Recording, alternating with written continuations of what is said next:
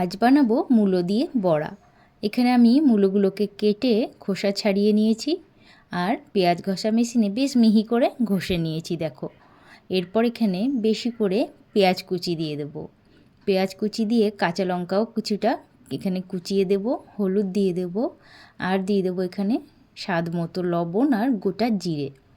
এগুলোকে দিয়ে তারপর পরিমাণ মতো বেসন দিয়ে দেব।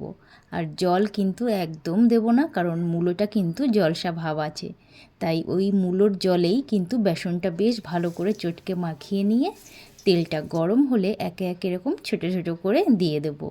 এরপরে গ্যাসটা একদম আস্তে করে দিয়ে বেশ ভালো করে উল্টে পাল্টে একটু কড়া করে ভাজতে হবে। বেশ ভালো করে কড়া করে ভেজে নিয়ে এক এক করে এগুলোকে তুলে নেব। আর এগুলো কিন্তু গরম ভাতে একটা কাঁচা লঙ্কা মেখে খেতে এত ভালো লাগে যে কি বলবো। তো চটপট এরকম মূলো দিয়ে বড়া বানিয়ে তারপর শুধু শুধু খাবে কিংবা ভাত দিয়ে বেশ ভালো লাগবে খেতে। তো টাটা।